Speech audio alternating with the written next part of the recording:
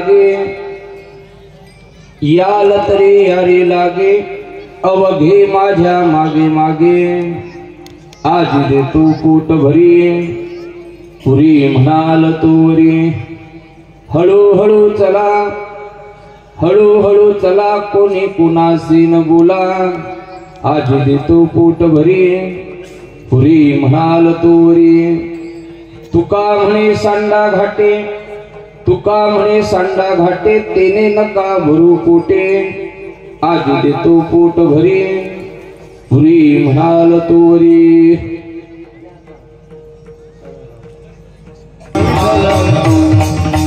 महायोग पीठे तटे भीमरथ्याम, वरम पुंडरीकाय धातुं मुनींद्रिः, समागत्य तिष्ठन् तमहानंद कंदम, परब्रह्मलिंगम भजी पांडुरंगम. पांडुरंगा करू प्रथमान मन, पांडुरंगा करू प्रथमान मन, हे पांडुरंगा करू प्रथमान मन,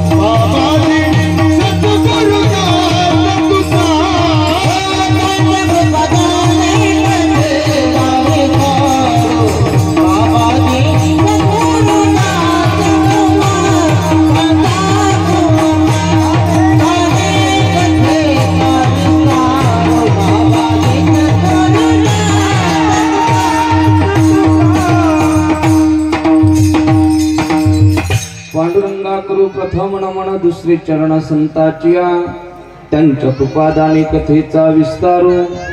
बाबाजी सद्गुरुदास तुका नमामि सद्गुरुं शांतं, सच्चिदानंद विग्रहं पूर्ण ब्रह्म परानंदं विषमानंदि वल्लभं, अलंकापुरी रम्य सिंहासनस्थं, पदाम्भुज तेजस्प्रदीप प्रदेशं, विधीन्द्रादिदेवी सदा स्तूयमानं, समाधिस्थ मूर्तिं भजी ज्ञानदेवं. ओम नमो ज्ञानेश्वरा, करुणाकर दयाळा तुमचा अनुग्रह लादलो, पावन घालू चराचरी, मी कला कुसरी काहीच नेले, बोलतो वचनाती भाविका, एका जनार्दनी तुमचा दास, त्याची आस पुरवावी, तुमचा अनुग्रह लादलो, पावन घालू चराचरी. नमो सद्गुरु तुकया ज्ञानदीपा, नमो सद्गुरु सच्चिदानंद रूपा, नमो सद्गुरु भक्त कल्याण मूर्ती, नमो सद्गुरु भास्करा पूर्ण कीर्ती. सेवेलागी सेवक झालो, तुमच्या लागलो निज चरणा, अहो स्वामी तुकया देवा, यावरी न करावा भेरू, जयांचे केल्या स्मरण, होई सकळ विद्यांचे अधिकरण, तेचे वंदो श्री चरण श्री गुरूंचे, ते नमस्कारून आता विठ्ठला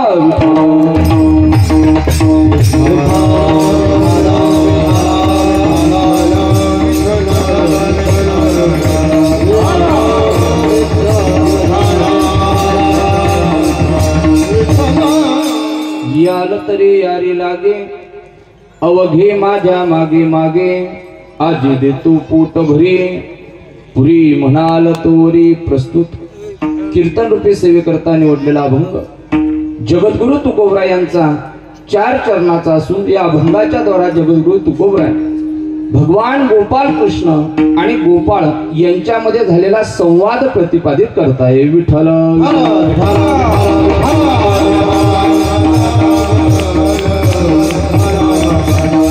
भक्ताचा हे जगद्गुरु तुकोबराय बोलताय, भगवान कृष्ण परमात्मा गोपाळांना उद्देशून बोलताय की बाबा तुम्हाला जर पोटभर खावं असं वाटत असेल, पोटभर मिळण्याची अपेक्षा तुमच्या अंतःकरणामध्ये असेल तर तुम्हाला माझ्या मागे यावं लागेल. म्हणून तुकोबराय बोलताय याल तरी यारे लागेल, पण येत असताना एकटे येऊ नका.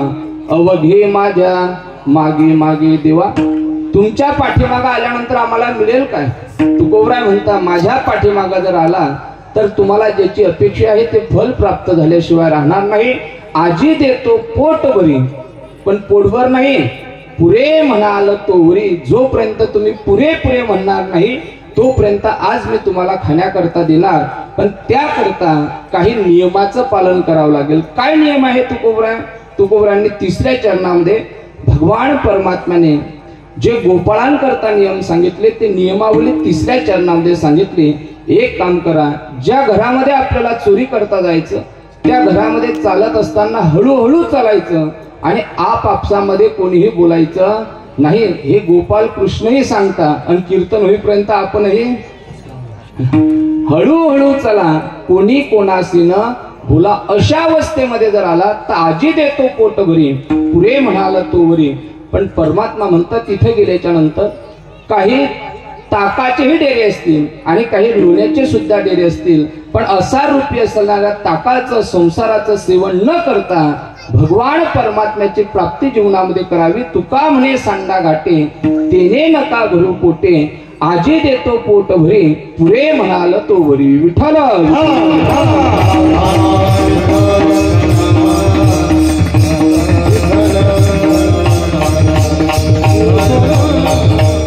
कीर्तन सेवेला आरंभ पूर्ण तत्पूर्वी अभंगाचा शब्दार्थ आपल्या पुढे प्रतिपादित केलेला आहे. आज या ठिकाणी श्री संत लक्ष्मणगिरी बाबांच्या या मंदिर वर्धापन दिनानिमित्त गेल्या 25 वर्षापासून आपण संपन्न करत असणारा अखंड हरिनाम सप्ताह आणि या वर्षीचाच हे असणारं 26वे वर्ष आणि 26व्या वर्षातील आजची अंतिम असणार काल्याची कीर्तन रूपी सेवा या ठिकाणी आपल्याला संपन्न करण्याकरता तुम्ही आपण सर्व भाविक भक्त लक्ष्मणगिरी महाराजांची कृपा असणारे सर्व भाविक या ठिकाणी उपस्थित आहे. गेल्या 7 दिवसापासून अकारण कारण करुणा उरणाले जगदाधार रुक्मिणी प्राणसंजीवन भगवान श्री पंढरीश पांडुरंग परमात्म्याच्या असीम अपार कृपेने विश्वमाऊली ज्ञानोबराय जगद्गुरु तुकोबराय आदिशक्ती मुक्ताई समर्थ सद्गुरु गजानन महाराज श्री संत लक्ष्मणगिरी बाबा आदी करून सकल संत महंतांच्या असीम कृपेने शिव महापुराण कथेचं आयोजन या ठिकाणी श्री संत लक्ष्मणगिरी महाराज संस्थान मांडका गावातील सप्ताह संयोजक समिती, गावातील टाळकरी मंडळी, भाविक भक्त आणि पंचक्रोशीतील असणाऱ्या सर्व भाविकांच्या द्वारा या ठिकाणी शिव महापुराण कथेचं आयोजन यावर्षी प्रथमतः करण्यात आलं होतं आणि त्यांचं 7 दिवसाचं कथेचं व्यासपीठ हे माझ्याकडे ग्रामस्थ मंडळीच्या द्वारा प्राप्त झालं होतं. 7 दिवसापर्यंत आपण भगवान शिवजीची दिव्य असणारी शिव महापुराण कथा श्रवण केली आणि वारकरी संप्रदायाचा नियम असा आहे, जो जो काही भक्ती उत्सव तुम्ही आपण करतो त्या भक्ती उत्सवाची सांगता ही काल्याच्या कीर्तनाने करावी लागते. म्हणून आजचं असणार हे काल्याचं कीर्तन. विठ्ठल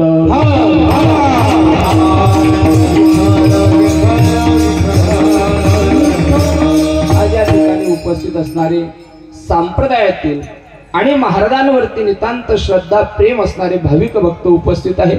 आमचे दोन्ही मृदंगाचार्य महाराज, पाठीमागे उपस्थित असणारे सर्व गायनाचार्य महाराज आणि माझ्या समोर उपस्थित असणारे दिंडीकरता परीक्षक म्हणून लाभलेले सर्व महाराज मंडळी, अधिकाराने ज्ञानाने ज्येष्ठ श्रेष्ठ असणारे सर्व महाराज मंडळी संप्रदायातील उपस्थित आहे.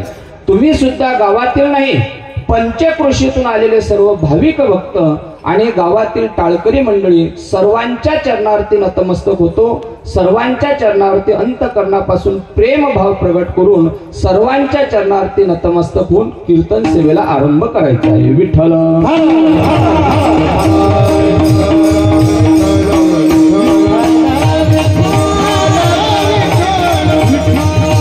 कुणाचाही नाम उल्लेख ह्याच्या करता करत नाही.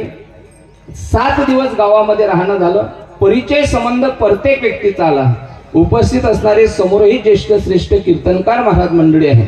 पाठीमागे सुद्धा आहे आणि समोर माझ्या नजरेला पुढते इथपर्यंत सुद्धा बरेच महाराज मंडळी आहे. एखाद्याचा नाम उल्लेख राहून गेला तर त्या ठिकाणी अपराध होता कामा नये, याकरता सर्वांच्या चरणावरती पुनश्च एकदा नतमस्तक होतो आणि संकल्पित वेळेमध्ये जगद्गुरु तुकोबरायांचा जो अभंग आपण संकीर्तन रूपी सेवेकरता निवडलेला आहे, या अभंगाचं चिंतन बघूया. विठ्ठल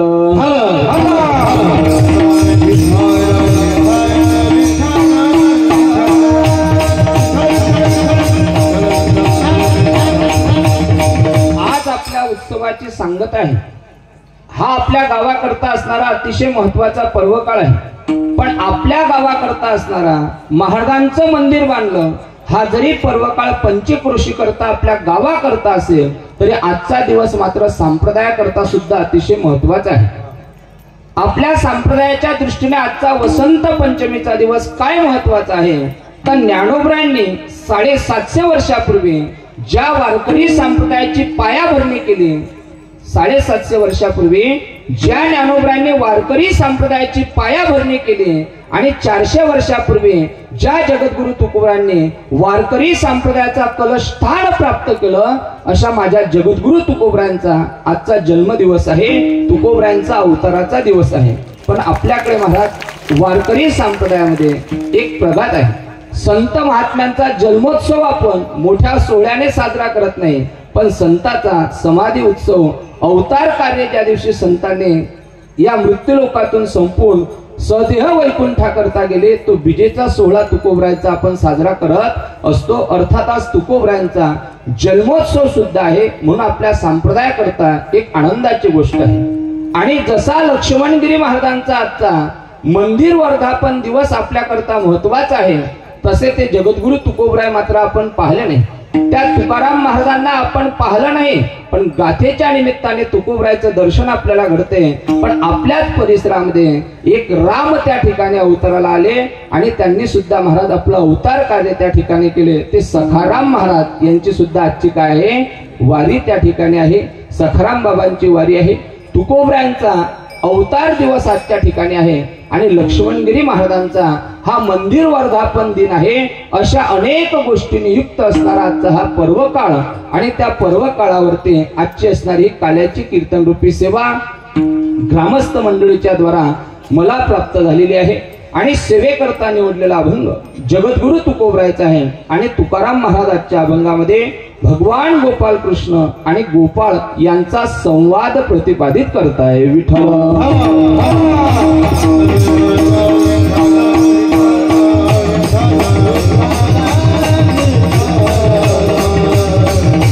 वारकरी संप्रदायाचा दंड कसा आहे महाराज, जो जो भक्ती उत्सव आपण करतो त्या उत्सवाची परिसमाप्ती परिसांगता ही काल्याच्या कीर्तनाने करावीशी लागते. मग तो भक्ती उत्सव तुम्ही 3 दिवसाचा करा, भक्ती उत्सव 5 दिवसाचा करा, तो 7 दिवसाच्या कथेच्या निमित्ताने करा, किंवा तो सप्ताह तुम्ही नवरात्रीच्या निमित्ताने 9 दिवसाचा करा.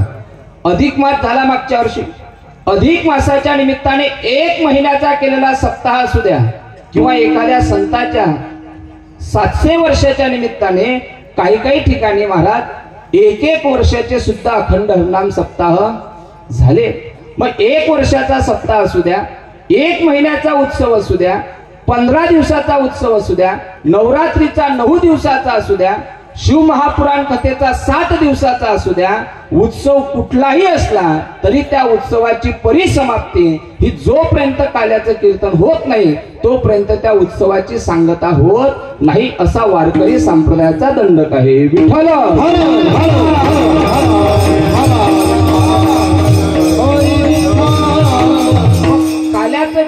काल्याचं कीर्तन म्हणजे नेमकं काय महाराज, तर काल्याच्या कीर्तनाची सोपी व्याख्या आहे, भगवान कृष्ण परमात्म्याचं चरित्र आपल्या मुखाने उच्चारण केल्याच्या नंतर ज्या कीर्तनाची समाप्ती होते त्याला महाराज काल्याचं कीर्तन सोप्या भाषेमध्ये म्हटल्या जात आहे.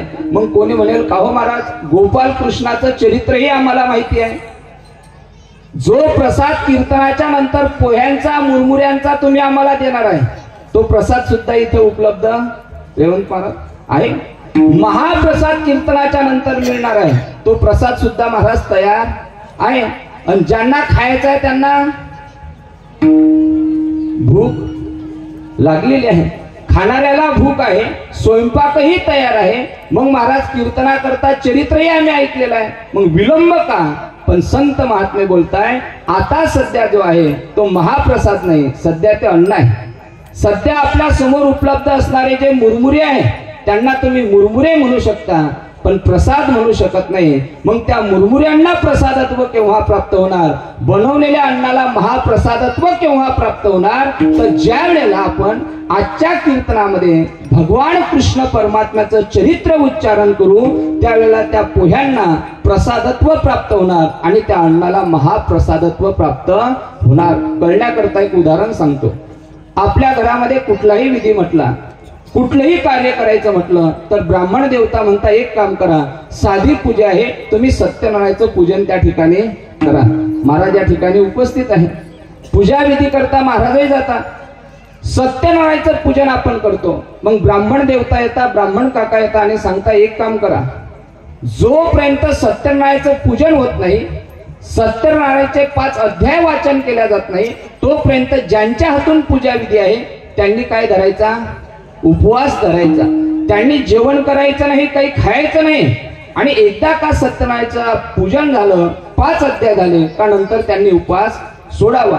पण व्यक्तीला, माणसाला भूक लागणार नाही, पण घरामध्ये असणारे लहान लहान मुलं त्यांना मात्र भूक लागते. महाराज, लहान असं पोरगा आईच्या जवळ पळत येतं आणि आईला म्हणते, आई मला भूक लागली. आई त्या सत्यनारायणाच्या प्रसादाकरता बनवत असते. काय बनवता तुमच्या माणका गावात सत्यनारायणाकरता प्रसाद? मुरमुरेचा, शिऱ्याचा प्रसाद बनवण्याकरता ती आई रवा भाजत असते. महाराज धर्माळी गुरुजी, रवा भाजत असते. ती आई रवा भाजत असते. लहानसं पोरग येते, आई मला भूक लागली, काहीतरी खाण्याकरता पाहिजे. आई सुद्धा हुशार असते. आई काय करते, जो प्रसादाकरता शिरा बनवलेला आहे त्या शिऱ्यातला अर्धा भाग वेगळा काढते आणि तो पूजेकरता वेगळा ठेवून देते आणि त्याच्यातला राहिलेला अर्धा शिऱ्याचा भाग, त्याच्यातला 1 प्लेट भर शिरा घेते आणि पोराला खाण्याकरता देते. काय दिलं पोराला खाण्याकरता? काय दिला खाण्याकरता? शिरा पोराला खाण्याकरता आईने दिला. ब्राह्मण काका आले, नवग्रहाची मांडणी केली, गणपती बाप्पाची मांडणी केली, कलशाचं पूजन झालं, सत्यनारायणाचे 5 अध्यायाचं वाचन झालं, आरती आटोपली. आपणही त्या सत्यनारायणाचं दर्शन घेण्याकरता जातो तेव्हा त्याच कळीत बनवलेला शिरा ते ब्राह्मण काका आपल्या हातावर काय म्हणून देता? शिरा म्हणून नाही महाराज. आता तो शिरा राहिला नाही, आता त्याचं रूपांतर कशात झालं? प्रसादात झालं. जसे ब्राह्मण काकांनी 5 अध्याय सत्यनारायणाचे वाचल्याच्या नंतर जसा तो शिरा राहत नाही, त्या शिऱ्याचं रूपांतर जसं प्रसादात होते, तसं भगवान कृष्ण परमात्म्याचं चरित्र काल्याच्या कीर्तनामध्ये उच्चारण केल्याच्या नंतर हे मुरमुरे राहत नाही, याचं रूपांतर प्रसादात होते. ते अन्न राहत नाही, त्याचं रूपांतर महाप्रसादात होते. विठ्ठल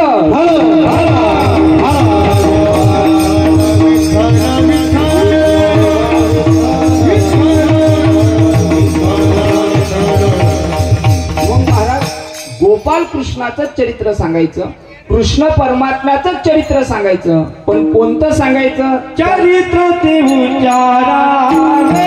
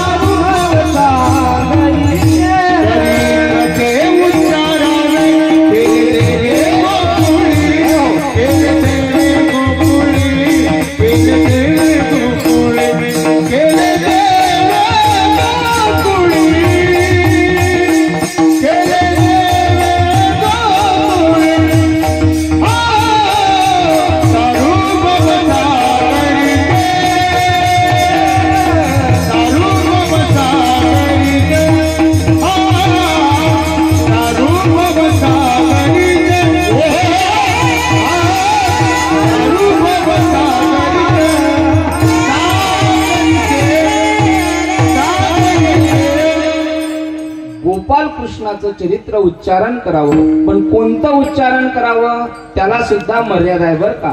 कारण गोपाल कृष्णाचं चरित्र आपण श्रीमद भागवत कथेमध्ये ऐकत असताना 3 ठिकाणी ऐकत असतो.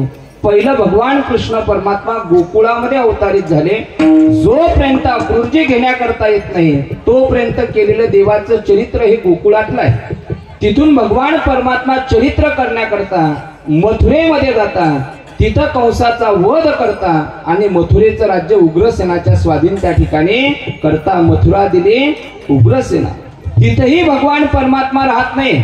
17 वेळा स्वाऱ्या करतो. म्हणून विचार करतो इथं न राहिलेलं बरं, दुसऱ्याच्या नगरीमध्ये राहण्यापेक्षा आपली स्वतःची नगरी आपण स्थापन करावी. म्हणून तुकोबरा म्हणतात देवाने गावाची रचना केली. कुठं? या भूमंडळावरती नाही तर समुद्राच्या तटावर, समुद्राच्या काठावर देवाने स्वतःला राहण्याकरता नगरी तयार केली. तिचं नाव आहे द्वारकापुरी. तुकोबरायांनी किती सुंदर वर्णन केलं द्वारकेचं माहिती आहे का. एका चरणामध्ये तुकोबरा म्हणता, काही चिंता कवना नाही कवने विषयी राज्य करी देव द्वारकेशी. देव द्वारकेचे राजे होते, द्वारकेचा राज्य कारभार पाहत होते, म्हणून काहीच चिंता नव्हती आणि कोणालाच चिंता नव्हती. आता प्रत्येकाला चिंता आहे आणि कशा कशाच्या एकही कीर्तनात सांगायचं जोगं नाही. काहीला चिंता असेल सकाळची दिंडीत झाली पण आम्ही बिगर नाश्त्याचा आलो. काहीला चिंता असेल बाबा स्वयंपाक तयार आहे पण हा महाराज कधी कीर्तन सोडतो. काहीला चिंता असेल महाराजांनी लवकर कार्यक्रम आटोपला म्हणजे आम्हाला पुढचं नियोजन करायला. मग प्रत्येकाच्या पाठीमागे चिंता त्या ठिकाणी आहे महाराज. पण देव द्वारकेचं राज्य करायचे म्हणून कोणालाच चिंता नव्हती आणि कुठल्याच विषयाची चिंता नव्हती. द्वारकेतलंही चरित्र काल्याच्या कीर्तनात सांगू नये, मथुरेतलंही चरित्र उच्चारण करू नये. पैकी महाराज म्हणतात चरित्र ते उच्चारावे केले देवे गोकुळे. मग गोकुळातलं हे सगळं चरित्र नाही, मग गोकुळातलं चरित्र कोणतं सांगायचं तर महाराज म्हणता एक तर देवाचं रांगतानाचं चरित्र सांगावं.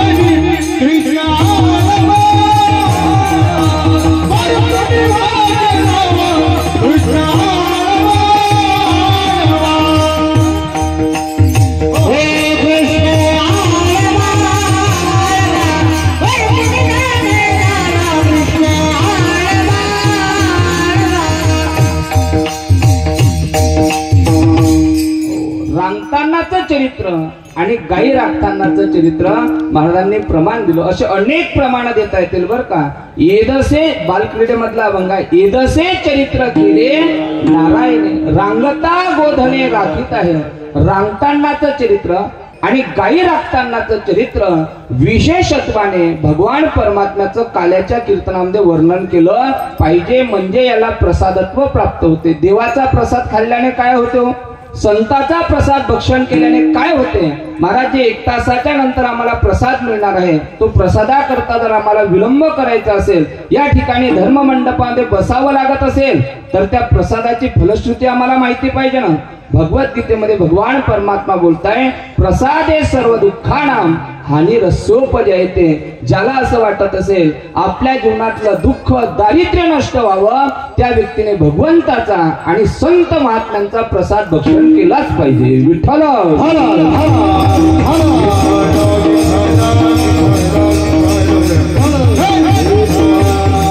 गोकुळातलं चरित्र आहे रांगतानाचं. भगवान कृष्ण परमात्मा महाराज द्वापार युगामध्ये गोकुळामध्ये नंद बाबा आणि यशोदा माता यांच्या घरी प्रगट झाले आणि जेव्हा देव प्रगट झाले तेव्हा गोकुळामध्ये काय असतो, आनंद असतो. गोकुळीच्या सुखा गोकुळीच्या सुखा गोकुळीच्या सुखा गोकुळीच्या सुखा गोकुळीच्या सुखा गोकुळीच्या सुखा गोकुळीच्या सुखा गोकुळीच्या सुखा.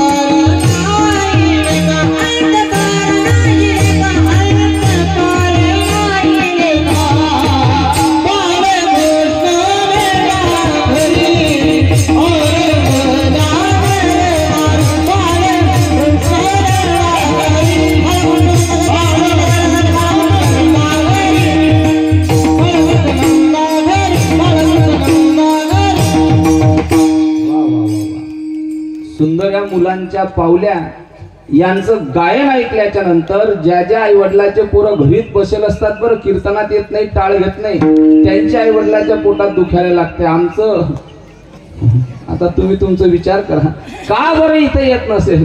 आपण त्याला मुलगा म्हणतो का? मग आई वडील म्हणता हे पोरं इथे येतात, पण आमचं कार्ट इथं मात्र त्या ठिकाणी येत नाही. ऐका, या धर्म मंडपामध्ये जे या बाजूला असणाऱ्या मुली आहे, हे सर्व मुलं आहे. मी नेहमी कीर्तनामध्ये सांगत असतो महाराज, ज्या कलियुगामध्ये स्वतःचा एकुलता एक असणारा पोरगा आपल्या मायबापाला वागवत नाही, पोटभर खाण्याकरता भाकर देत नाही, पण या कीर्तनामध्ये जे मुलं टाळ घेऊन लक्ष्मणगिरी महाराजांच्या सप्ताहामध्ये भजन करता, हरिपाठ करता, कीर्तना करता 2 तास उभे राहता, हे मुलं जेव्हा कीर्तनात उभे राहता, दिंडीमध्ये पावल्या खेळता, फुगड्या खेळता, त्यावेळेला यांच्या आई वडिलांच्या अंतःकरणामध्ये एक भाव निर्माण होतो, महाराज आमचा मुलगा सुद्धा चांगला कथाकार झाला पाहिजे, आमचा मुलगा सुद्धा चांगला कीर्तनकार झाला पाहिजे, आमचा मुलगा सुद्धा चांगला गायक झाला पाहिजे, आमचा मुलगा सुद्धा चांगला पखवाद वादक त्या ठिकाणी झाला पाहिजे. पण त्या आई वडिलांकरता माझं एक वाक्य आहे, तुमचा मुलगा किंवा मुलगी मोठं झाल्याच्या नंतर नाही चांगले पखवाद वादक होणार, नाही चांगलं गायक होणार, नाही चांगलं कीर्तनकार होणार, नाही चांगलं कथाकार होणार, पण या कलियुगामध्ये मात्र तुम्हाला उपाशी मात्र तुमचा पोरगा झोपू देणार नाही. या लक्ष्मणगिरी महाराजांच्या सत्याचं महिमा नाही. आणि ज्या आई वडिलाला असं वाटत असेल आपली म्हातारपणाची शिदोरी आपण सोबत बांधून ठेवावी, त्यांनी बँक बॅलन्स ठेवण्याच्या भानगडीत पडू नका. पोरं पाठीमागे सुद्धा बँकेतले पैसे आता, म्हणून तुमची खरी संपत्ती जर काय असेल महाराज, तर खरी संपत्ती ही बालगोपाळ आहे, टाळकरी मंडळी आहे. आपण त्या ठिकाणी सप्ताह गावातील असणारे ज्येष्ठ मंडळी आपण या ठिकाणी आजपर्यंत उत्सवाचं आयोजन केलं आणि या ठिकाणी राहिलं सुद्धा पाहिजे, कारण आपली परंपराच आहे ना महाराज, एक वडील जे जे करती तया नाम धर्म ठेवते.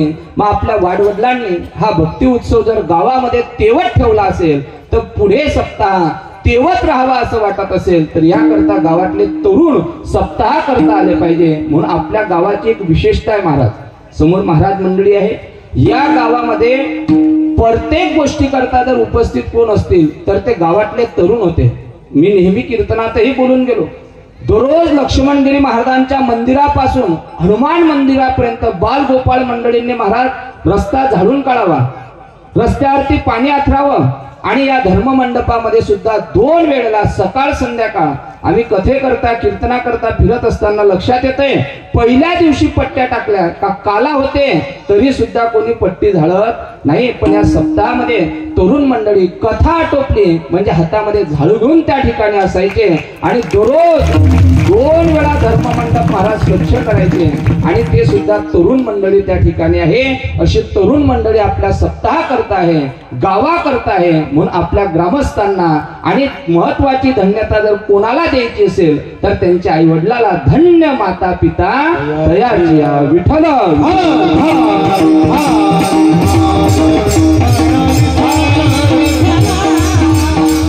गोकुळामध्ये देवाचा अवतार झाला म्हणून गोकुळात आनंद झाला. किती आनंद होता महाराजांनी प्रमाण दिलं, गोकुळीच्या सुखा अंत पार नाही लेखा. अंत पार त्या गोकुळाला लागला नाही. कारण काय तर बाळकृष्ण नंदा घरी आनंदल्या नर नाही. एक वाक्य बोलू का? अहो 7 दिवसाचा जर सप्ताह आपण आपल्या गावामध्ये आयोजित केला तर एवढा आनंद मिळतोय, एवढा आनंद मिळतोय का लोक म्हणतात महाराज सप्ताह झाल्यावर गाव सुन सुन लागते. काय म्हणता? सप्ताह आटोपल्याच्या नंतर गावात करमत नाही, गाव सुन सुन लागते. मग ज्या देवाचं स्थान आपण 7 दिवसाकरता प्रगट करतो त्या दिवसाच्या येण्याने जर एवढा आनंद प्राप्त होत असेल तर साक्षात जो भगवान परमात्मा गोकुळामध्ये अवतारित झाला त्या देवाच्या येण्याने का आनंद गोकुळवासियांना होऊ नये महाराज. म्हणून गोकुळीच्या सुखा अंत पार नाही लेखा. बाबांनी चिंतन सांगितलं होतं या अभंगावरती. बाबा म्हणायचे गोकुळातल्या नर नारी यांना आनंद झाला याच्यामध्ये नवल नाही. गुडिया तोरणे करती कथा. शब्द आला का गुरुजी लक्षात?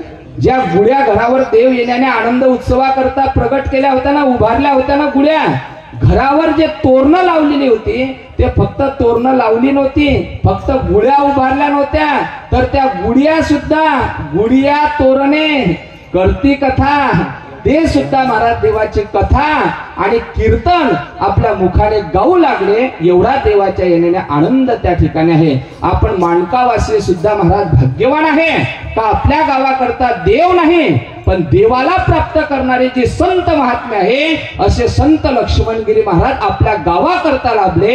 हे आपलं सुद्धा एक आनंदाचंच प्रतीक आहे. म्हणून त्या ठिकाणी महाराज म्हणतात गोकुळातलं देवाचं प्रागट्य झालं, आनंद झाला आणि महाराज तो परमात्मा थोडा थोडा मोठा होऊ लागला. कशा करता देव आले तर महाराज भक्ताचं रक्षण करण्याकरता. परित्राणाय साधूनां विनाशाय च दुष्कृतां धर्म संस्थापनार्थाय संभवामी युगे युगे. देवाने जन्माच्या 6व्या दिवशी पुतनेचा वध त्या ठिकाणी केला. अघासुर मारला, बकासूर मारला, अनेक दैत्याचा भगवान परमात्म्याने संहार केला. त्याच्यापैकी आपल्याला जे चरित्र वर्णन करायचं आहे ते देवाचं रांगतानाचं आणि गाई राखतानाचं. देव साधारण एक 7 ते 8 महिन्याचे झाले. मुलगा रांगतो तेव्हा किती महिन्याचा असतो का वर्षाचा असतो?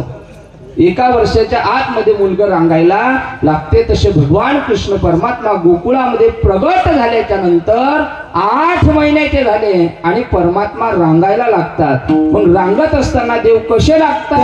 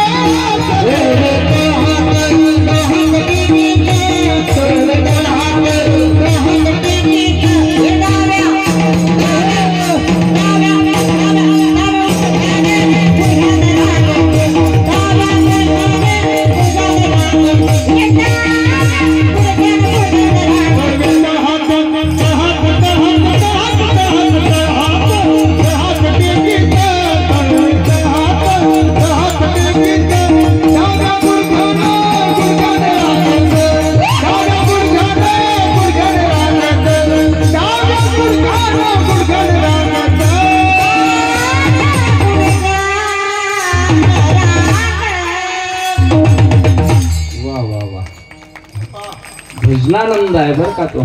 ज्याला घेता आला त्याला घेता आला. आनंद गोडी ही 2 प्रकाराची असते महाराज. आता आपलं काल्याचं कीर्तन आहे, विषयांतर होऊन पण 2 मिनिटाकरता बोलतो.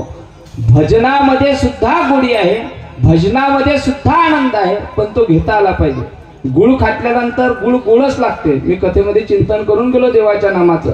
गुळ हा गोळच लागते, पण आपल्याला देवाचं नाव गोड लागत नाही. तो आनंद ज्या स्वरूपाने घेता आला पाहिजे ते गोळी जीवाला कळत नाही. म्हणून त्या ठिकाणी त्याचा आनंद आपल्याला घेता येत नाही. महाराज म्हणतात देव रांगायला लागले, पण रांगत असताना कशा पद्धतीने रांगता तर तळवे तळहात टेकीत डाव्या गुडघ्याने रांगत. देवाने दोन्ही हात तळवे आपल्या जमिनीवरती का ठेवले तळहात, तर त्याचं कारण महाराज या पृथ्वीला शांत केलं. कारण हे पृथ्वी भगवान कृष्ण परमात्म्याने द्वापार युगामध्ये अवतार धारण करावा, प्रगट व्हावं, याकरता पहिले देवाकडे गाराणं घेऊन जाणारे जर कोण असेल ते पृथ्वी माता होती. वत्सरूपी पृथ्वी ब्रह्मापासी जाय आणि नेत्री वाय तोय सांगत असे. देवा सोसविना भार माझा आता.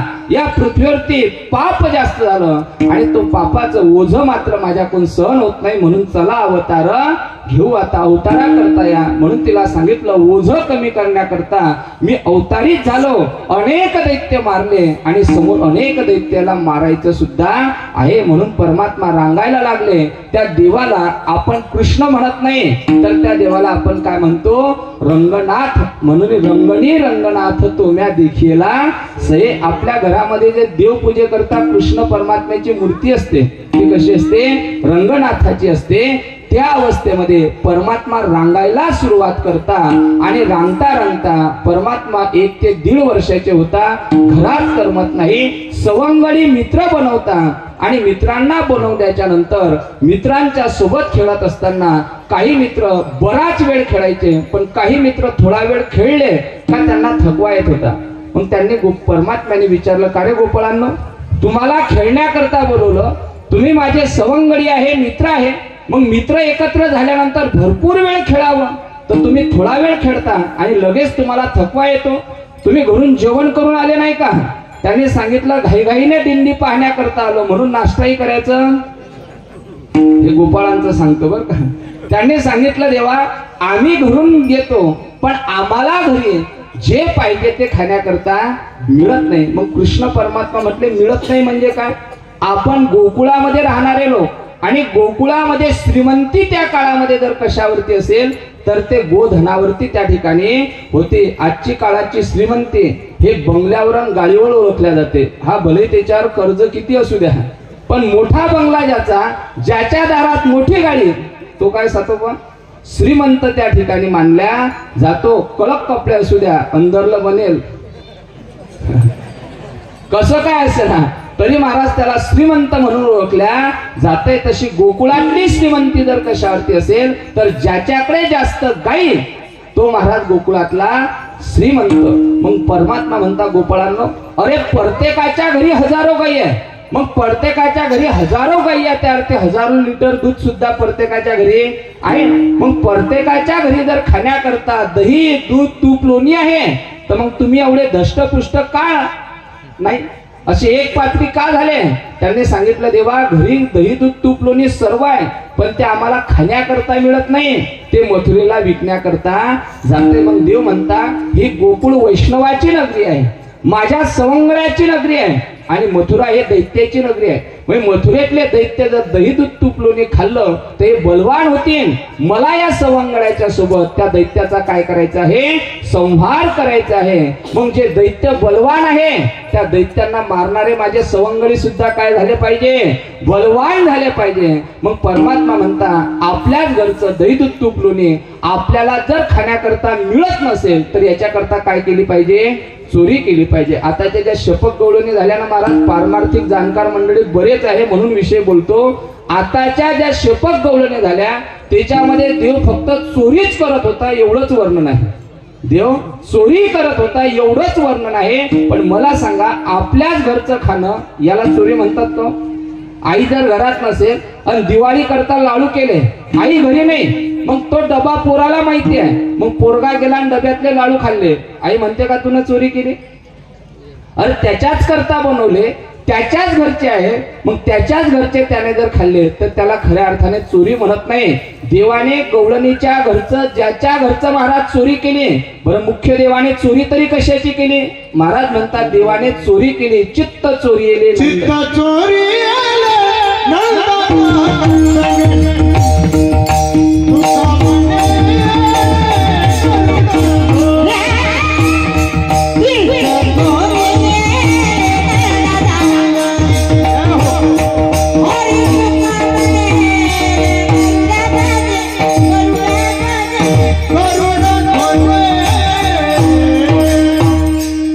देवाने चोरी केली. महाराज कशाची केली? तर महाराज म्हणतात, चित्त चोरी येले नंदाच्या नंदने, किंवा हरीने माझे, हरीने माझे चित्त,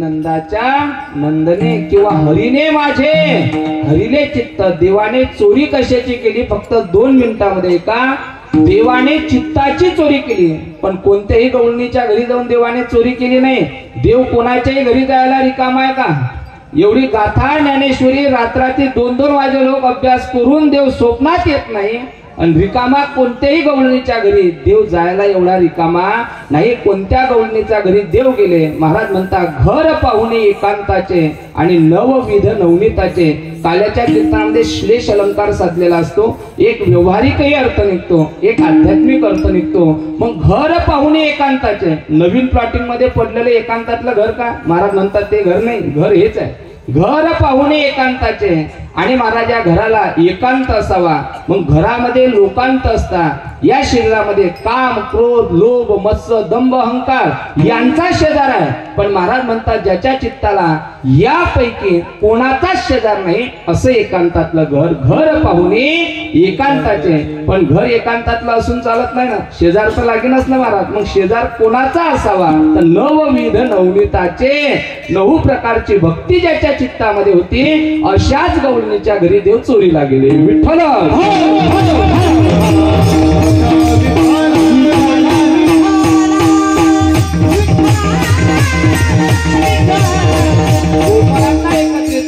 आणि सांगितलं आपल्याच घरचं आपल्याला खाण्याकरता मिळत नसेल तर आता आपण संघटना केली पाहिजे म्हणून या जगातला पहिली संघटना स्थापन करणारा व्यक्ती जर कोण असेल तर तो 5,500 वर्षापूर्वी आमचा भगवान कृष्ण परमात्मा होता आता कामगाराच्या सरकारी नोकरीवाल्याच्याच युनियन आहे असं नाही बरं का पहिली युनियन या जगतामध्ये और सरकारी नोकरीवाल्याच्या युनियन असते त्याच्यामध्ये नवल नाही ऑटो रिक्षावाल्याचे काय झाल्या ऑटोवाल्याच्या नाही प्रत्येक लोकांच्या काय झाल्या युनियन झाल्या आणि तो म्हणते मी युनियनचा लीडर आहे तो म्हणते मी युनियनचा लीडर आहे पण पहिली युनियन ज्यांनी स्थापन केली तो पहिला लीडर जर कोण असेल तर तो आमचा भगवान कृष्ण परमात्मा त्या ठिकाणी आहे देवाने हे संघटना स्थापन केली काय झालं आपण आपल्या पुराणांचं वाचन करत नाही म्हणून भानगड झाली आपल्याकडे आता विषयाला म्हणून एक बोलतो समोर चरित्र आपल्याला पाहायचंच आहे आपल्या देशामध्ये गल्लीपासून दिल्लीपर्यंत एक खेळ खेळला जातो गुरुजी कोणता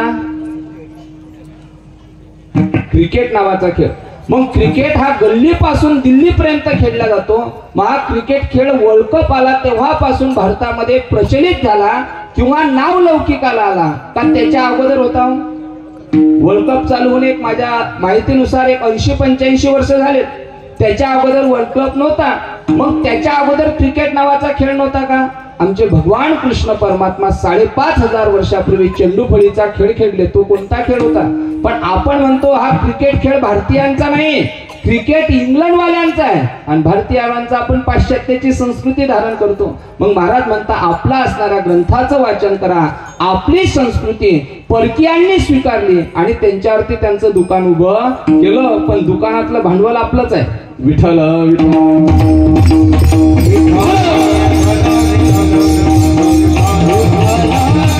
देवाने सांगितलं एकत्रित या आणि आपल्याच घरचं आपल्याला जर खाण्याकरता मिळत नसेल तर याच्याकरता चोरी केली पाहिजे पण येत असताना एकटे येऊ नका तर सर्वांनी माझ्या माग या अभंगाचं प्रथम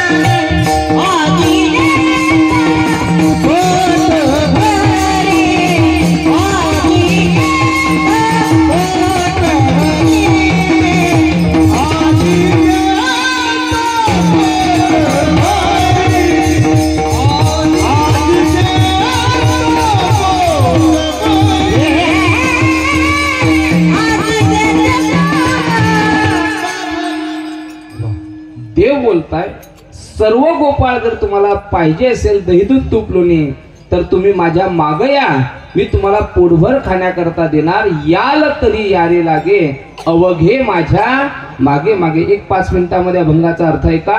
शब्द सर्वांच्या अभंग पाठांतर केला. भाव किती सुंदर आहे बघा.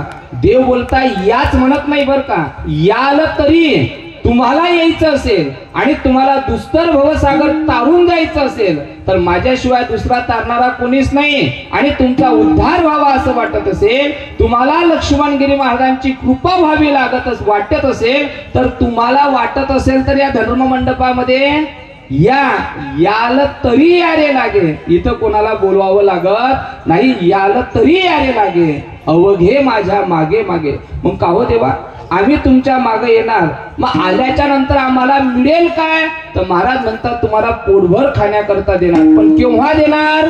महाराज म्हणता आजी देतो पोट भरी आणि पुरे म्हणाल तोवरी. आजी शब्दाचा अर्थ आपल्या घरातली आजी नाही बर का. आजी शब्दाचा अर्थ आहे आज आणि आजी शब्दाचा दुसरा अर्थ आहे या अवतारात. कारण मागील अवतारामधले हे वानर होते. देवाने सांगितलं बाबा मी स्वतः वल्कल परिधान केलेला आहे, मी स्वतः वनामध्ये आहे, मी मात्र वानरांना तुम्हाला काहीच देऊ शकत नाही, पण पुढील अवतारामध्ये मी तुम्हाला खाण्याकरता दिल्याशिवाय राहणार नाही. म्हणून त्यांना खाण्याकरता देण्याकरता देवाने काय केली? चोरी केली. पहिला अर्थ आजी देतो पोट भरी. आज का पोटभर खाण्याकरता देणार? जो व्यक्ती देवाला शरण गेला त्याचा देव उद्धारच करणार आहे. म्हणून या जन्मामध्ये आमचा उद्धार होणार, जी इच्छा अंतःकरणामध्ये होती ती आज पूर्ण होणार. म्हणून आजी देतो पोट भरी आणि पुरे म्हणाल तोवरी. आता पुरे म्हणाल तोवरी शब्द आजच्या काल्याच्या कीर्तनाकरता उपयुक्त आहे असे वैकुंठवासी पांडुरंग बाबा वैद्य म्हणायचे. आजच्या काल्याच्या कीर्तनाकरता आलेले जे लोक आहेत त्यांनी कीर्तन लक्षात ठेवा न ठेवा पण एवढं प्रमाण मात्र नक्की लक्षात ठेवलं पाहिजे. माणसांनी खातांनी जेवण करताना कसं जेवलं पाहिजे? तर पोट भरी नाही, पुरे म्हणाल तोवरी. तुम्ही म्हणाल महाराज आम्ही जर प्रसादच घेण्याकरता आलो तर आम्ही उपाशी काही घरी जाणार? मग आम्ही उपाशीच जाणार नाही तर पोटभर म्हणण्याचा अर्थ काय? पोटभर जेवणं वेगळं आणि पुरे म्हणेपर्यंत जेवणं वेगळं. बाबाचा दृष्टांत आहे. बाबा म्हणत असताना जेवताना एवढं जेवा का आपलं बोट जे आहे ते पोटाला टोचत राहायचं.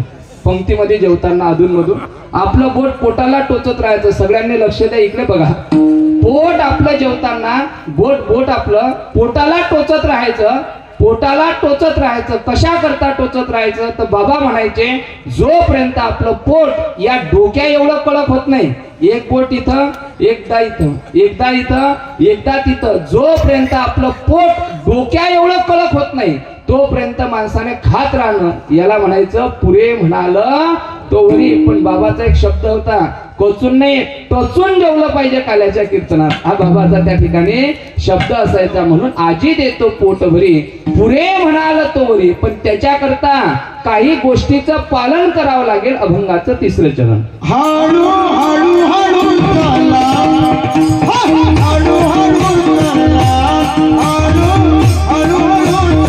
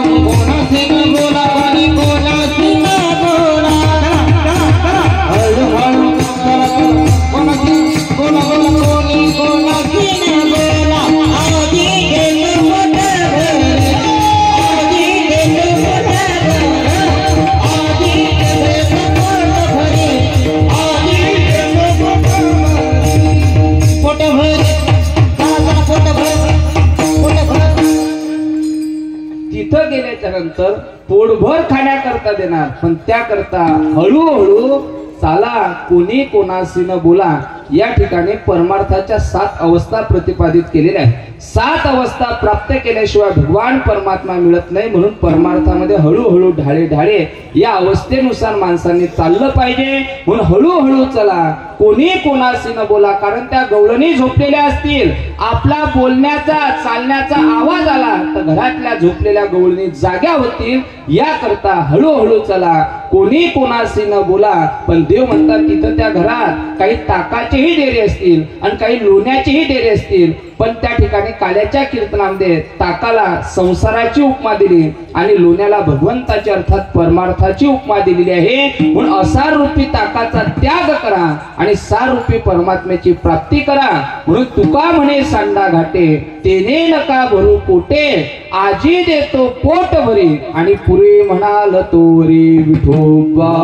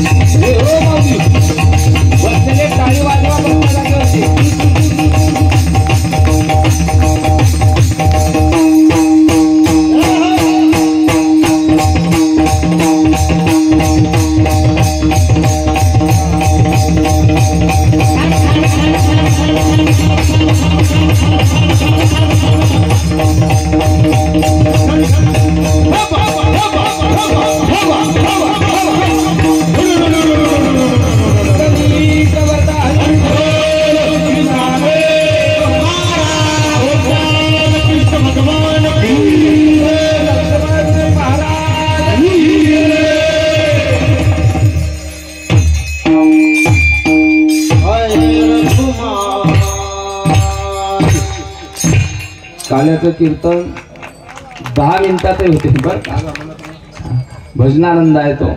काल्याचं कीर्तन 10 मिनिटात होते. 2, 4, 5 तासही कोणा जर म्हटलं महाराज संध्याकाळचीच पंगत ठेवू आपण, असं जर आयोजक मंडळीची सूचना आली तरी काल्याचं कीर्तन संपत नाही.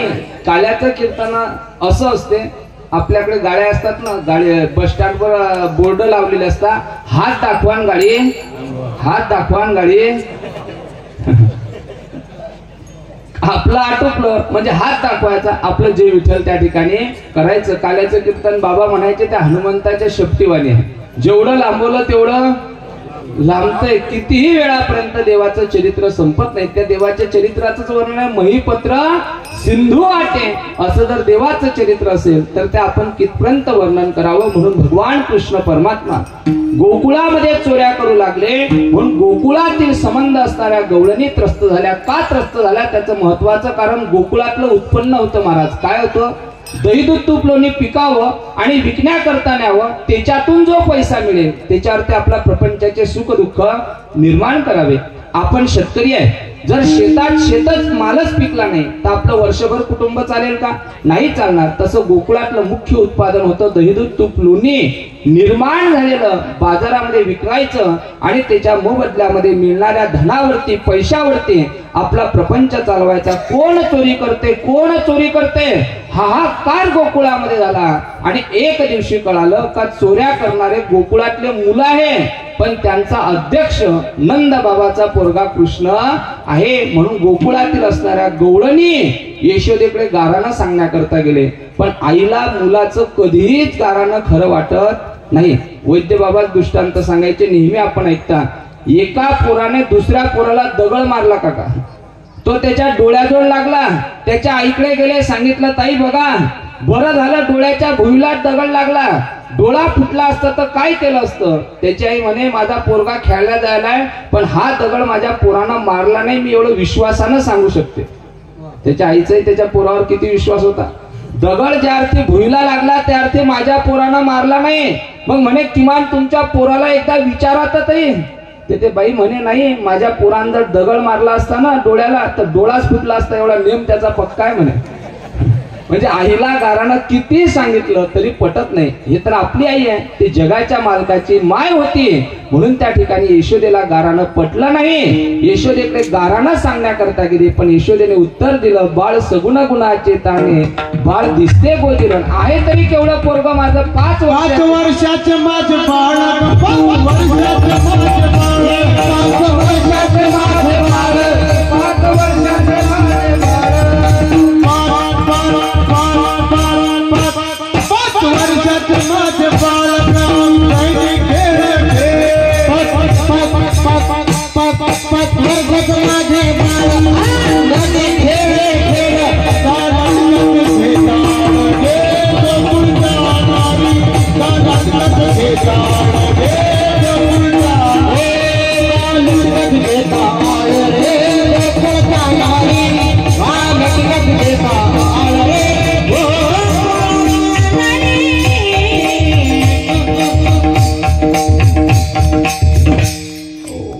यशोदा बोलायची माझं पोरग 5 वर्षाचं आहे, रात्रीला जर त्याला उठावं लागलं तर सकाळी वाकळ वाहू घालावं लागते, पण माझं पोरग घराच्या बाहेर जात नाही. तुम्ही सांगता लटका खोटा आळ माझ्या पोरावर घेता.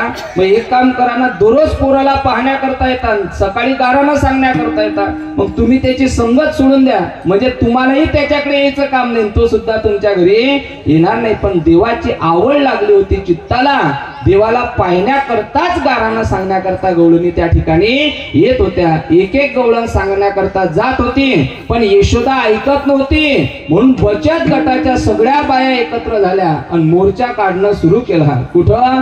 नंद बाबाच्या वाड्यावर. अवघ्या मिळून गवळणी येती नंदाच्या अंगणी. आणि गारानं सांगायला सुरुवात केलं, यशोदे तुझ्या पोराला सांग आमच्या घरी आला, दारी निजला होता म्हातारा, घेऊन ये दह्याचा डेरा आणि सैरा फुटीला त्याच्यावर. म्हातारा गाढ झोपीत, 9वादीचं वय, थंडीचे दिवस आणि पटांगणात झोपेल म्हातारा. घराच्या बाहेर झोपलेलं म्हातारा आणि जसा याने डेरा फोडला तसं याच्या तोंडात थोडस ते ताक गेलं. हा म्हणे पाऊस आला, पाऊस आला, पण आंबट पाऊस आला म्हणे.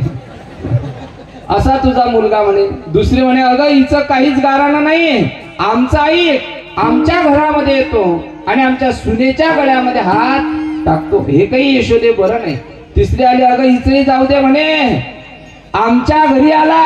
तिसरी गवळण म्हणते आमच्या घरी आला आणि मध्यरात्रीला आम्ही पती पत्नी झोपलेले असताना पतीची दाढी आणि माझी वेणी आणि गाठबाई कोणाशी सुटेना. पती पत्नीची महाराज वेणीची दाढीची गाठ पाडली आणि कधी निघून गेला काही सांगता आलं नाही. देवाचे गारणं सांगायला गवळणी आल्या ना, हे म्हणे कृष्णा आपल्या घरी येऊन दाखव. देव म्हणे आपण त्याच्याच करता आलेलो आहे, येऊन दाखव नाही. नंबरच घराचा घेतला, मॅप लावला, डायरेक्ट मावशीच्या घराच्या जवळ जिथं झोपलेले होते तिथं ते लोकेशन घेता येतं ना मोबाईलचं, जिथं मोबाईल ठेवला होता त्याच जागेवर मावशी गार झोपेमध्ये पतीची दाढी हिची वेणी गाठ महाराज पाडली. सकाळी उठले, कोण उठते पहिल्यांदा? हा बरोबर, आताच सांगता येणार. पूर्वीच्या काळात महिला उठायच्या पहिल्यांदा, म्हणून ती गवळण पहिल्यांदा उठली. आता ज्याचं त्याचा बजेट देतो 5 जा, पण पहिल्यांदा काळामध्ये गवळण त्या ठिकाणी उठली. जशी गवळण उठली तशी तिची वेणी ओढल्यावाने झालं. तिने आपल्या पतिदेवाला बोलायला सुरुवात केली, तुम्हाला काही मला अजून अर्धा तास थांबायचं आहे तुमच्या गावात, त्याच्यामुळे मी पुढचं काही बोलत नाही. म्हणत असता महाराज वेणी का ओढली? तिने सांगितलं मी वेणी नाही, तू माझी दाढी ओढली. दोघांमध्ये महाराज सुरू झाला वाद, भांडण सुरू झालं. तू ओढली, तू ओढली. ते म्हणे काय कोणी काय असं ना म्हणे. पतिदेव म्हणे सोड तेवढी गाठ. बाई बाया बोलायला हुशार, म्हणे मला काय पाठीमागून गाठ सोडायची आहे ना. मला का पाठीमागं डोळे आहेत का म्हणे, तुम्हीच त्या ठिकाणी काय सोडा, गाठ त्या ठिकाणी सोडा. मग का हो काका, ब्राह्मण काकाने पाडलेली गाठ 7 जन्म सोबत घ्यावं लागते आणि त्याचाही जगाचा त्याने पाडलेली गाठ याच्यातून सुटीन का महाराज. महाराज म्हणतात सोडण्याचा प्रयत्न केला सुटत नाही, कापण्याचा प्रयत्न केला कापल्या जात नाही, जाळण्याचा प्रयत्न केला तरी जाळला जात नाही. पण पूर्वीच्या काळामध्ये पहाटेच्या वेळा वासुदेव येत होते गावामध्ये. वासुदेव आला हो वासुदेव आला. सकाळच्या पहारी हरिनाम बोला. वासुदेवाने घरात एंट्री केली, दरवाजा वाजवला, शब्द ऐकले यायला असं वाटलं नक्की आपल्याकडून गाठ सुटत नाही, त्यार्थी वासुदेव सोडल्याशिवाय राहणार नाही. हे बाई दररोज लाईनी वाटी पाहत होती पोरायची खाऊ घालायची दान द्यायला वासुदेवाला. त्या दिवशी पाहिलीच घेतली या बाईनं दान द्यायला. पाहिली घेतली, वासुदेव दारात आला. दान देण्याकरता महाराज सांगितलं दारात नाही बाहेर नाही तुम्हीच घरात या. म्हणे नेमकं आज काय झालं, हे मावशी दररोज अंगणात तर आलो तर म्हणे थांब बाई, आज आतमध्ये बोलवून राहिली, नेमकं काहीतरी पंगत असेल म्हणे घरात. आतमध्ये वासुदेव गेले, हातात पहाली दिसली, त्याला वाटलं आज धान्य भरपूर भेटते म्हणून आतमध्ये त्याने प्रवेश केला. जसा एक पाय घरात एक पाय बाहेर उंबरठ्यावर ते वासुदेवजी, आणि त्यांनी आतमधलं दृश्य पाहिलं. तुम्हाला असं वाटतं वासुदेव आतमध्ये गेले असतील गहू ज्वारी घ्यायला? रिवर्स गेअर टाकला आणि अख्ख्या गोकुळामध्ये वार्ता. आपल्या गावचे महाराज सगळे गोकुळवासी, देवाना तर गोपाळांना अगोदरच सांगितलं होतं सकाळी बँड घेऊन यायचा म्हणे. पूर्वीच्या काळामध्ये महाप्रसाद असला पंक्ती असल्या म्हणजे घरून ताट यावं लागत होतं. मग ताट ग्लास सगळं आपल्या घरचं. आणि लहान लहान जे पोरं होते ना ते विचित्र असायचे महाराज पूर्वीच्या काळामध्ये. आता ते विचित्रपणाही राहिला नाही, पोराचा खेळही राहिले नाही.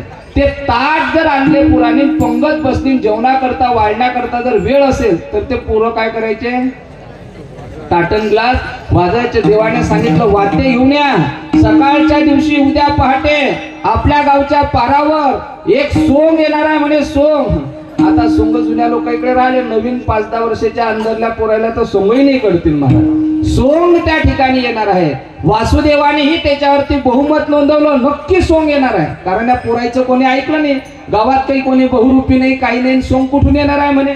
पण ज्या वेळेला वासुदेवाने सांगितलं त्यावेळेला जो पाहण्याकरता सोंग आला नव्हता त्याने घरातले काम धंदे सोडले.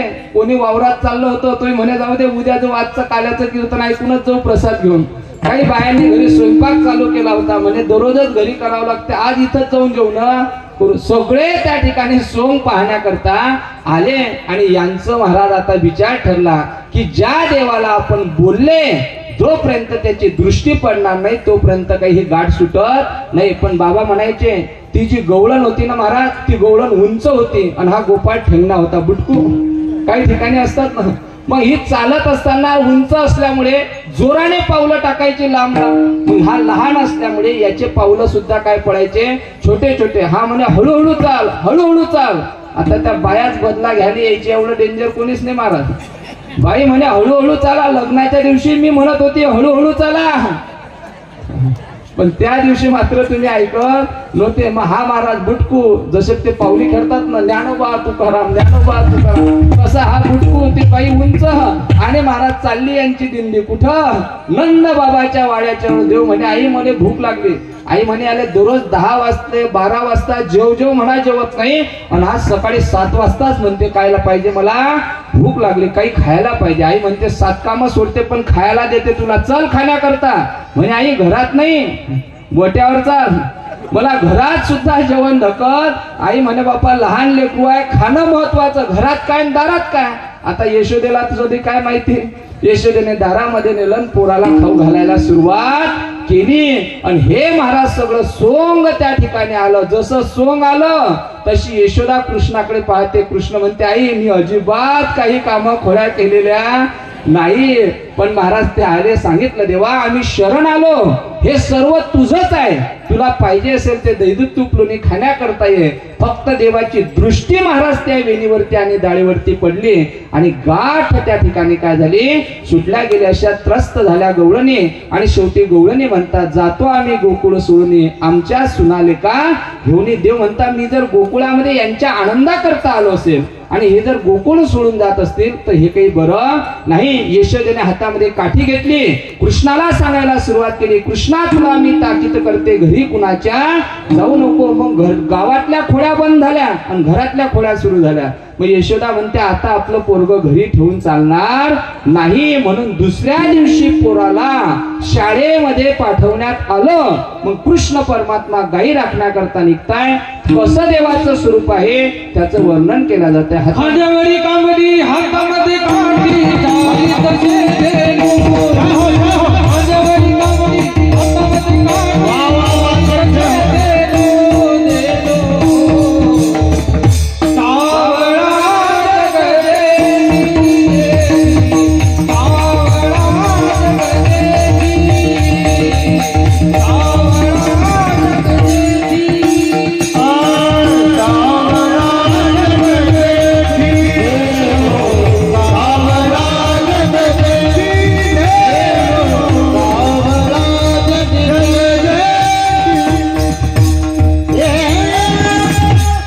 हातामध्ये कांबडी हातामध्ये काठी आणि सावळ्या वर्णाचा कृष्ण परमात्मा गाई राखण्याकरता निघतो. छोटी छोटी गैया, छोटे छोटे ग्वाल आणि बीच में मेरो मदन गोपाल. आगे आगे गैया, पीछे पीछे ग्वाल आणि बीच में मेरो मदन गोपाल. अशा अवस्थेमध्ये कृष्ण परमात्मा गाई राखण्याकरता जाता. पण देवाचं गाई राखणं हे कार्य नव्हतं. त्या ठिकाणी असणाऱ्या अनेक दैत्याचा संहार भगवान परमात्म्याने गाई राखताना केला. गाई राखताना फक्त दैत्याचाच संहार केला नाही, तर त्यावेळेला गाई राखण्याकरता पूर्वीच्या काळामध्ये जे जात होते ते गुराखी आपल्याकडले, त्याच्यातले 2-4 मुलं समोर जात होते आणि एखादा पोरगा शिवदुरे करता गावामध्ये पाठीमागे राहत होता. तसे कृष्ण परमात्मा म्हणता, गोपाळांनो, माझं या ठिकाणी अवतार कार्य दैत्यांना मारण्याकरता होतं, पण गोपाळांकरता सुद्धा आनंद त्या ठिकाणी द्यायचा आहे. एक लीला चरित्र असं करायचं का ज्या लीला चरित्राकरता स्वर्गादी देवांना सुद्धा लाभ प्राप्त होणार नाही, स्वर्गीचे अमर असणारे देवतांना सुद्धा जो काल्याचा प्रसाद मिळत नाही, ते काल्याचं चरित्र मला तुमच्या गोवळ्यांच्या सोबत गोपाळांच्या समवेत त्या ठिकाणी करायचं आहे. त्याकरता प्रत्येकाने आपल्या घरची असणारी शिदोरी त्या ठिकाणी आणायची आहे. गोपाळांनी आपापल्या घरच्या शिदोऱ्या आणल्या. शिदोरीची वेळ त्या ठिकाणी झाली. खांदी भार, पोटी भूक, खेळून गोपाळ त्या ठिकाणी दमले. अनेक प्रकारचे खेळ गोपाळ खेळत होते बरं का. आता ते खेळ राहिले नाही. आपल्याकडे वयोवृद्ध व्यक्ती बरेच माझ्या समोर आहे. आपल्याकडे डाबडुबलीचा खेळ होता बाबा पूर्वी. त्या डाबडुबलीच्या खेळावरून पोरगा 20 फुटाच्या झाडावरून जरी खाली पडला तर खरुजही येत नव्हती. 20 फुटाच्या उंच झाडाच्या डांगीहून पडला तर साधी खरूज येत नव्हती. आणि आता स्टाईलवर उसाक थेंब पडेल असू द्या पाण्याचा, फ्रॅक्चर रॉड टाकावं लागते, ऑपरेशनच करावं लागते. अंगामध्ये तेवढा आहार राहिला नाही. इंद्रिय पाठवी शक्ती त्या ठिकाणी नष्ट झाली. गोपाळ महाराज अनेक प्रकारचे खेळ खेळता. खेळून गोपाळ दमले आणि देवाने सांगितलं सर्व गायी त्या ठिकाणी एकत्रित आणा. गायी एकत्रित आणल्या. भूक त्या ठिकाणी लागली. सर्वांच्या शिदोऱ्या भगवान परमात्मा एकत्रित त्या ठिकाणी करता. जो काला 5,500 वर्षापूर्वी गोपाल कृष्ण परमात्मा यमुनेच्या वाळवंटामध्ये करता, जो काला ज्ञानोबरायासारख्या थोर संतांनी चंद्रभागेच्या वाळवंटामध्ये 750 वर्षापूर्वी केला, एकची टाळी झाली. चंद्रभागे वाळवंटी माझा ज्ञान राजा गोपाळासी लाह्या वाटी. आता याची चिंतनाचे बरेच प्रकार आहे बरं का. गोपाळांनी ज्यावेळेला काला केला त्यावेळेला प्रत्येकाच्या घरच्या शिदोऱ्या होत्या. ज्ञानोबरायांनी कालात केला त्यावेळेला महाराज त्या ठिकाणी लाहीचा होता. आणि आता आपण पोयांचा देतो. याची कारण आहे, फार मोठे कारण आहे. एखाद्या वेळेस पुन्हा कुठे योग आला तर नक्की चिंतन त्या ठिकाणी आहे. अनेक कारण आहे संप्रदायाचे, आपण चिंतन करत नाही. महाराज थोर फळकरी जे आहे त्यांचे कीर्तन आहे का, हे कळण्याकरता उदाहरण सांगतो. तुकोबरायचं कीर्तन बघा, नामदेव महाराजांचं कीर्तन बघा. थोर संतांच्या कीर्तनामध्ये विना हा प्रतिनिधी व्यक्तीकडे असतो का महाराजच्या गळ्यात असतो? कीर्तनाचे जनक नाचू कीर्तनाचे नामदेव महाराज. मग नामदेवरायाच्या गळ्यामध्ये आहे, कळस तुकोबरायांच्या गळ्यामध्ये आहे. मग आम्हाला वजो होते म्हणून दुसऱ्याला दिलं का?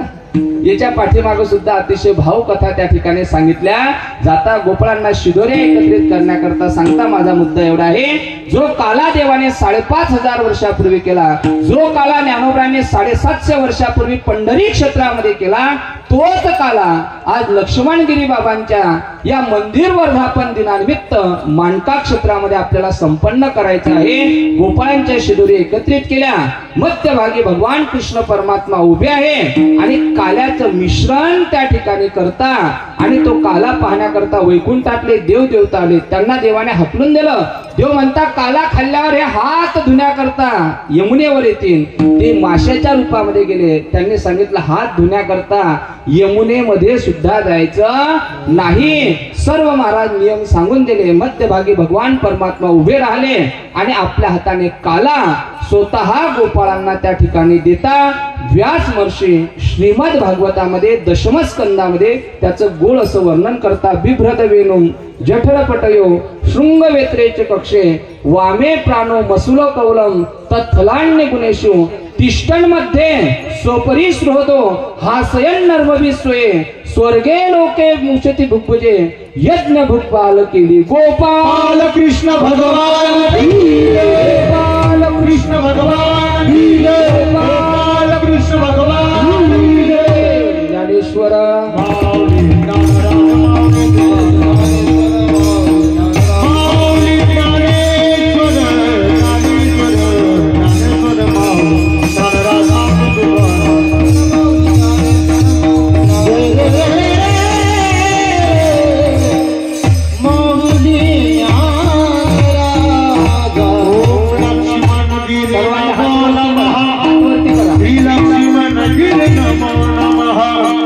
जय लक्ष्मण गिर नमो नमः गुरु लक्ष्मण गिर नमो नमः ओ लक्ष्मण गिर नमो नमः श्री लक्ष्मण गिर नमो नमः जय लक्ष्मण गिर नमो नमः. हरि बोल.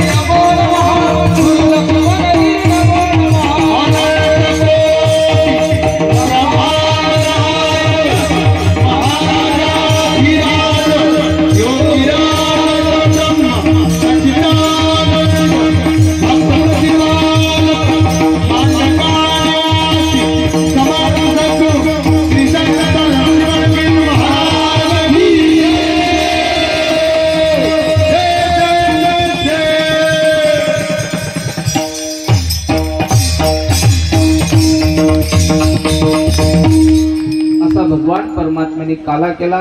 तोच काला आज वसंत पंचमीच्या महापर्वावरती जगद्गुरु तुकोबरायाच्या जन्मदिनी सखाराम महाराजांच्या पुण्यस्मरणाच्या दिवशी त्या ठिकाणी हा काला आपल्याला लक्ष्मणगिरी महाराजांच्या संजीवना समाधीने पदस्पर्शाने पुनीत असणारी ग्रामनगरी माणका या ठिकाणी संपन्न करायचा आहे. आपला सप्ताहाचा सांगता ही काल्याच्या कीर्तना आज या ठिकाणी संपन्न होत आहे. त्या ठिकाणी सप्ताह करता श्री संत लक्ष्मणगिरी महाराज देवस्थान कमिटी गावातील टाळकरी माळकरी आणि गावातील आणि पंचक्रोशीतील भाविक भक्तांनी तनमन धनाने सहकार्य केलं. असंच सहकार्य कायम या संस्थांवरती आणि लक्ष्मणगिरी महाराजांवरती करावं अशीच आजच्या काल्याच्या कीर्तनामध्ये सर्वांच्या चरणी प्रार्थना करायची आहे. कारण सप्ताह म्हटला म्हणजे एकट्याचं काम नाही, एकल्याचा नव्हे खेळ. सर्वांनी सहकार्य केलं तर यापेक्षा सुद्धा भव्य उत्सव आपल्याला या ठिकाणी संपन्न करता येईल. म्हणून सप्ताह करता ज्या वर्गणीदात्यांनी वर्गणी दिली, ज्यांनी अन्नदान या ठिकाणी केलं, काहींनी गुप्तदानाच्या स्वरूपामध्ये, मी गुप्तदानाचे आकडे पाहिले, वस्तू स्वरूपामध्ये भेट पाहिल्या महाराज.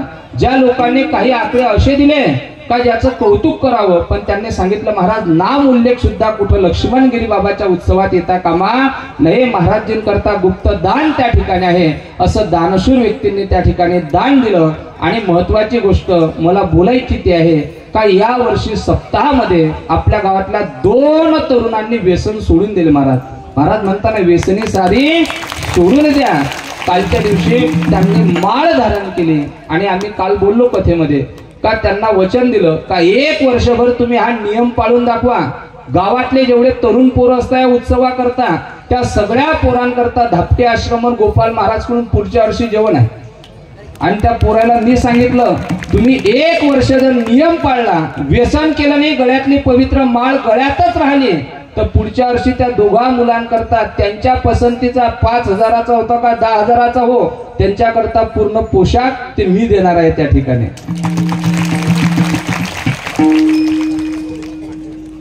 अमोल भाऊ कोण आहे?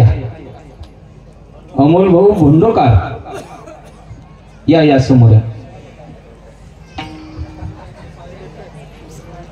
हे बघा, ज्यांना तुळशीच्या माळी लागत असतील त्यांनी आमचे मंगेश महाराज, संचित महाराज यांच्याकडे माळी आहे, घेऊन द्या. 2 मिनिटं काल्याचा अभंग होईल, सूचना होतील, आरती होईल आणि नंतर आयोजक मंडळी सांगतील त्याप्रमाणे पुढचं नियोजन होईल. गणेश भाऊ सातव, कालची तुमची माळ बाकी आहे, 1 माळ होती, 1 माळ बाकी होती, त्यांनी समोर या आणि आज महाराजांच्या पवित्र उत्सवाच्या निमित्ताने आपल्या गळ्यामध्ये माळ धारण करा.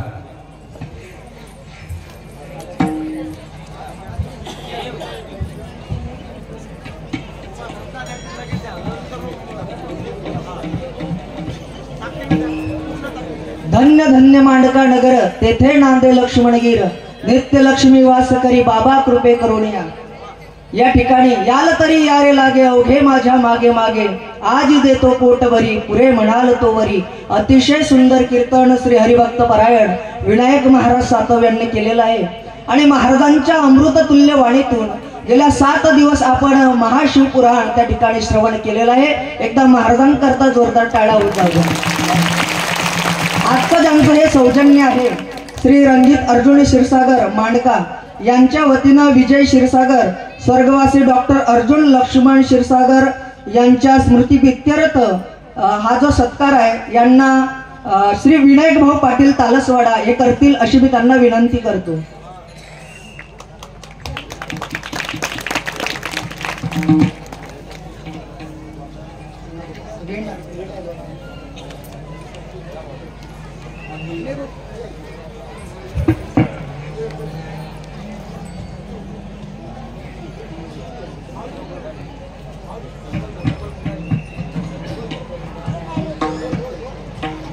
त्यानंतर योगेश गिरे व रवींद्र राखोंडे यांनी 9,558 रुपये स्वतःहून फिरवून पावतीच्या रूपानं जमा करून दिले. हा समस्त जो परिसर आहे हा परिसर लक्ष्मणगिरी बाबांना त्या ठिकाणी मानणारा परिसर आहे आणि बाबावर अतिशय या परिसराची श्रद्धा आहे.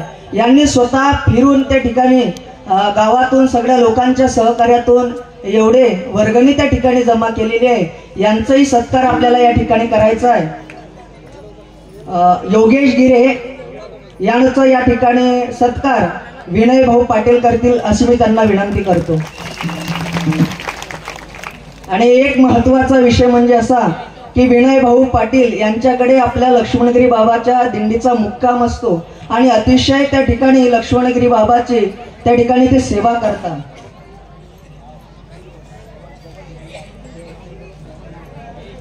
तसंच हरिभक्तपरायण रवींद्र महाराज राखोंडे यांचा सत्कार त्या ठिकाणी आमचे श्री हरिभक्त अश्वमेधांना विनंती करतो.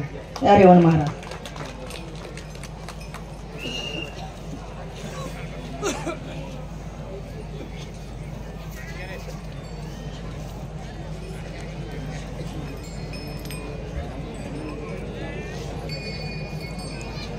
त्यानंतर श्रीकृष्ण बोचरे हिवरा यांनी देणगी रूपाने 3,950 रुपये स्वतःहून फिरून पावतीच्या रूपाने त्या ठिकाणी जमा केलेले आहेत. आणि अतिशय खरंच हा परिसर लक्ष्मणगिरी बाबांना मानणारा हा सगळा म्हणजे जेवढा परिसर असेल अतिशय श्रद्धा त्या ठिकाणी लक्ष्मणगिरी बाबावरती आहे. हा सप्ताह म्हणजे एका गावाचा नसून हा समस्त पंचक्रोशीचा सप्ताह आहे, हा आपला सप्ताह आहे असं करत सर्वांनी त्या ठिकाणी प्रयत्न केलेले आहेत. या ठिकाणी श्रीकृष्ण बोचरे यांचं स्वागत त्या ठिकाणी आमचे गुरुवर्य आत्माराम बाबा करतील अशी मी त्यांना विनंती करतो. टाळ्या वाजवा एकदा.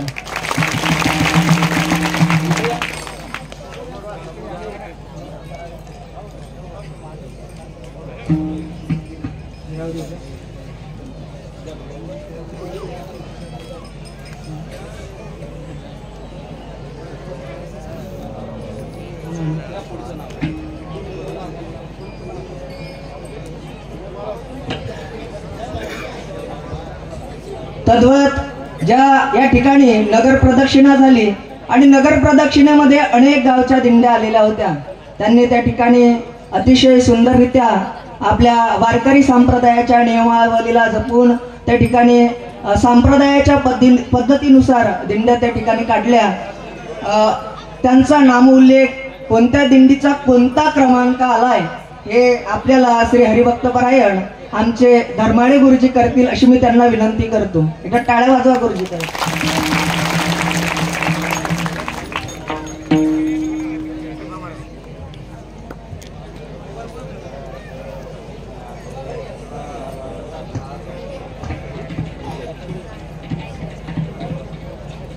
हे दोन्ही माणसावर गावातल्या सगळ्यांनी सीसीटीव्ही ठेवायचे आहेत बरं 1 वर्ष.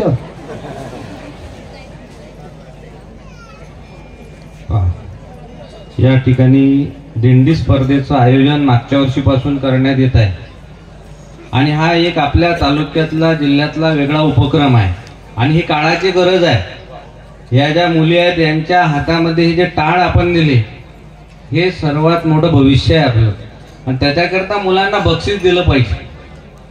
कोणत्याही गोष्टीचं बक्षीस दिलं तर त्याची वाढ होते. बक्षिसाचे 2 प्रकार आहेत, एक धन दुसरं ऋण. त्याला प्रबलन असं म्हणतात.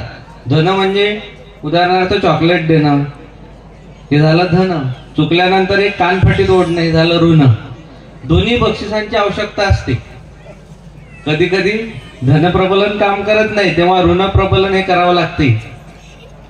म्हणून या ठिकाणी या मुलांनी जो सहभाग घेतला तर त्यांचं अचूक मूल्यमापन या ठिकाणी आम्ही केलेलं आहे. 5 जणांची बॉडी होती. त्यामध्ये रेवण महाराज, अनुप महाराज, विश्वनाथ बुवा, गोपाल महाराज आणि अत्तरकार बाबा यांचा समावेश होता. मागच्या वर्षी जी दिंडी 2ऱ्या क्रमांकावर आली होती त्या दिंडीने या वर्षी चांगलं काम केलेलं आहे. पण अगोदर मी 3रा क्रमांक घोषित करतो की जे खूप दुरून आली आणि त्या मुली खरोखर मला वाटतं ह्या कुरखेडच्या जात ना.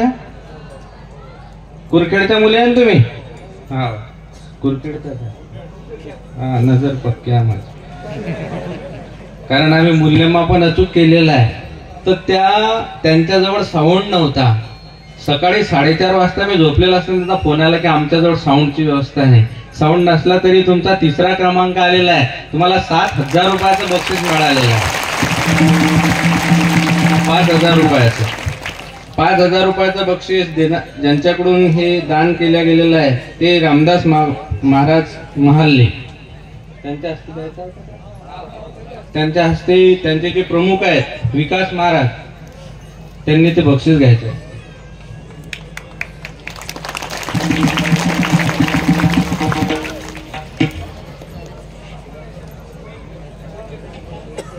दिंडी प्रमुख विकास महाराज.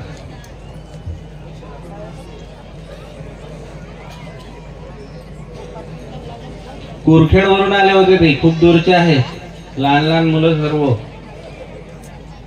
आणि सुंदर पावली तुम्ही केली. फक्त तुमची चाल नव्हती वारकरी आणि तुमच्याकडे साऊंड नव्हता. यानंतर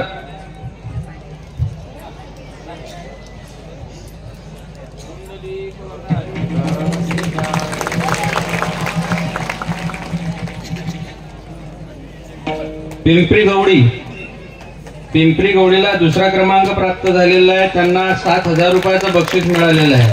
ते श्री प्रवीण भाऊ टिकार यांच्यातर्फे देण्यात आलेलं आहे पिंपरी गवडी. त्यानंतर 3रा क्रमांक, प्रथम क्रमांक बाकी आहे आणि ज्यांचा मागच्या वर्षी दुसरा क्रमांक आला होता ते जळका भडंगचे मुलं, त्यांनी खूप तयारी केली, खूप सुंदर दिंडी आणली. 160 वारकरी होती.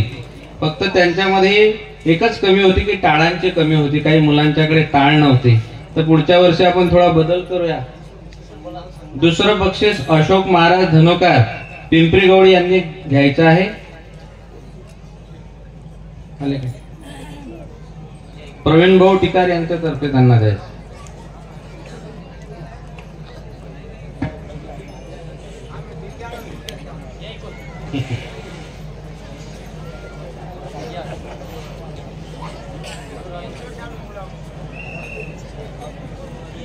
यांची जी पताकाधारी होते, फक्त त्यातल्या एका पताकीधाराला ड्रेस नव्हता, जीन्स पॅन्ट वगैरे घातलेला होता, त्याच्यामुळे त्याचे 2 मार्क कटले.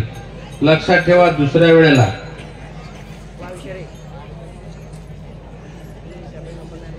त्यानंतर जळका भडंग श्रीकांत भाऊ गावंडे यांनी यायचं आहे.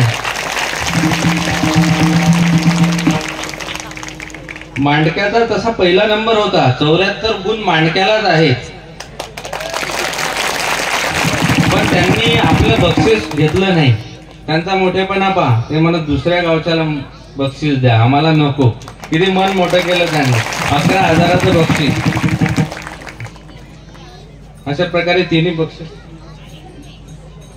मोतीराम हिवरखेडे यांच्यातर्फे 11,000 रुपयाचं बक्षीस आहे. जळका भडंगचे जे आहेत गावंडे भाऊ,